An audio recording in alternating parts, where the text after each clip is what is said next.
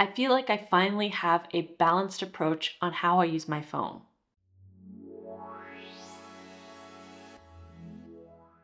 I've been using the Mudita Kompakt for the past month.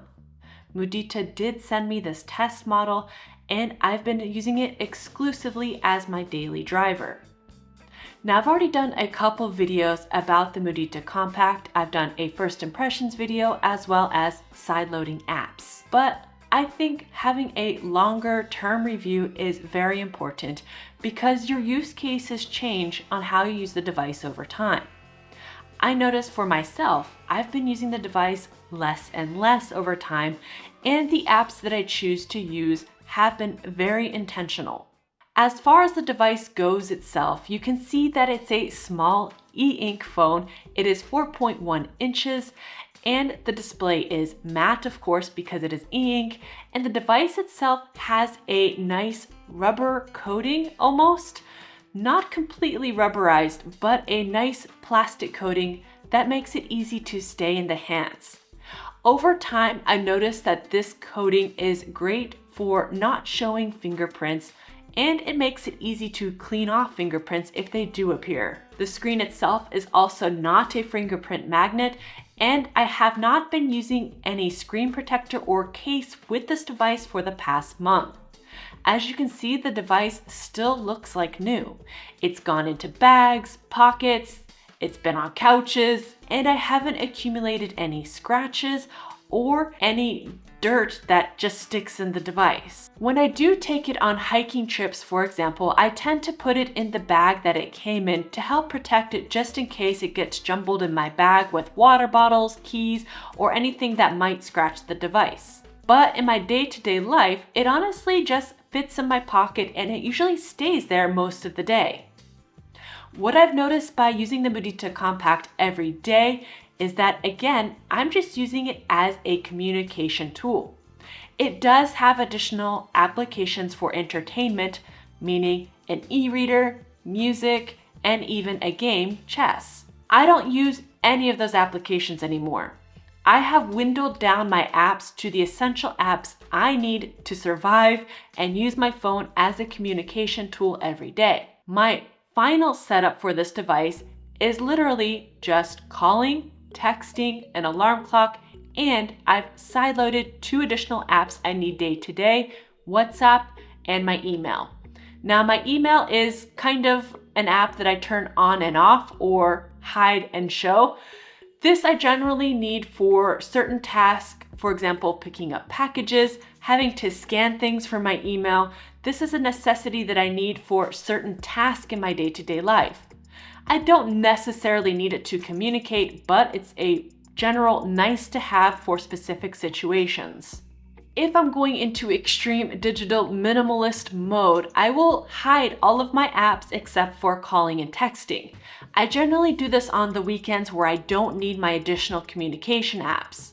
You may notice that I'm leaving out certain apps that people deem necessary for every day, such as maps or any navigation tools.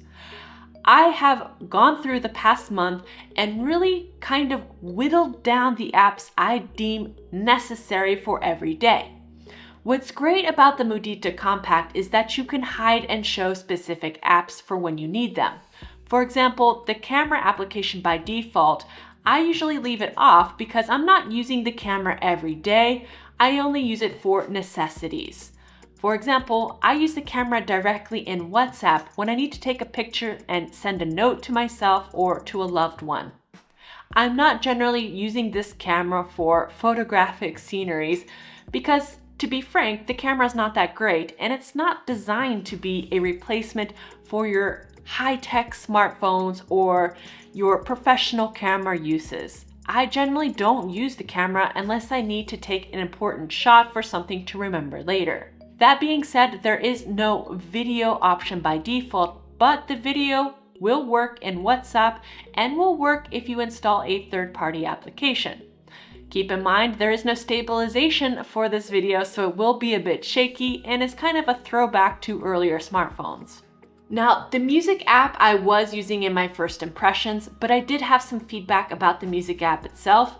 It doesn't allow me to create playlists or to easily navigate my music. I have a lot of music, and sometimes I want to listen to a specific album or artist, and I found that this music app wasn't really adapted for somebody who has a lot of music.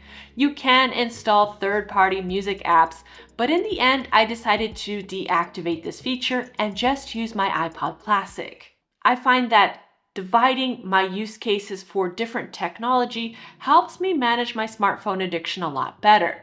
So having a specific device for a specific use case has kind of really helped me in the long term manage my smartphone addictions. The same goes for the reading application. I found that the default e-reader is okay, but it's something I can't read long term on. I couldn't read an entire book, for example, at a sitting. I can read important documents or read what I need to read in that moment, and in a pinch, if I'm really bored, I guess I could read a chapter or two.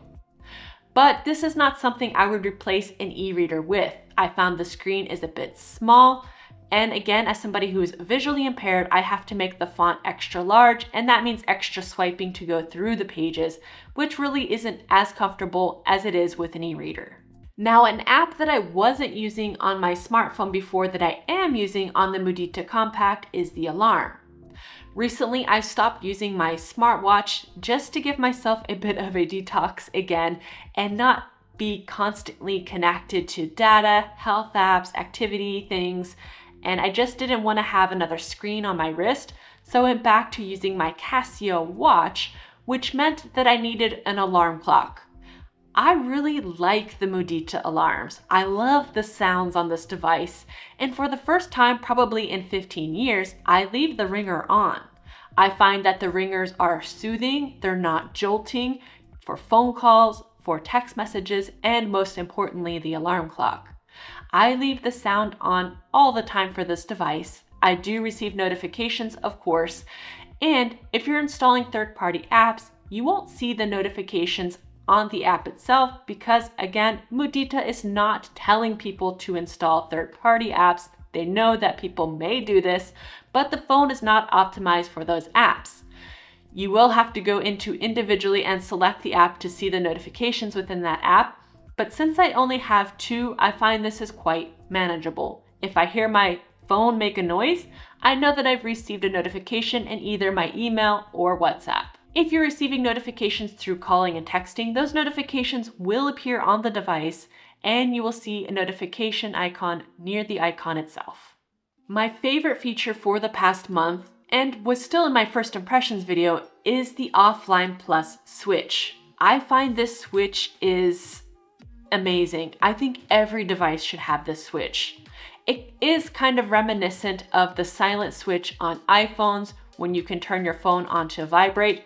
Most people use their phone on vibrate and don't have their ringers on, so I think this switch has become a little bit obsolete in the grand scheme of things.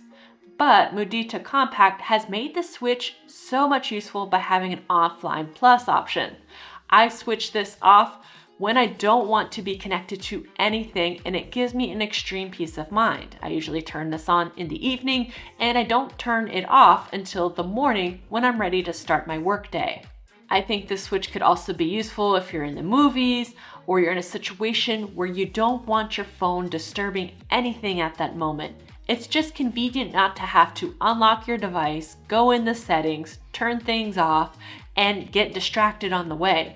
I think it's really a smart design and a very underrated feature that I'm surprised more companies haven't picked up on. And speaking of opening the device, when I first started using the device, I did have a passcode. Eventually, I decided to deactivate the passcode to where I can open the device by swiping up, and I found this was quite useful. I myself don't like entering passcodes. I know some people like it for security reasons, but I just want something to open as quickly as possible. I don't have any confidential or personal information that I'm afraid for people to access on this device. I do have my WhatsApp and email, But honestly, I don't have much in there. I don't have any personal files that I'm afraid for people to access just in case. And honestly, it's just for communication, my device. I don't have any important photos or anything that I wouldn't be upset if it were to be compromised. Now, one thing that's important to review long-term is the battery usage. When I first used this device in my first impressions video, I didn't have any third-party applications installed, and this meant that my battery lasted over a week on standby.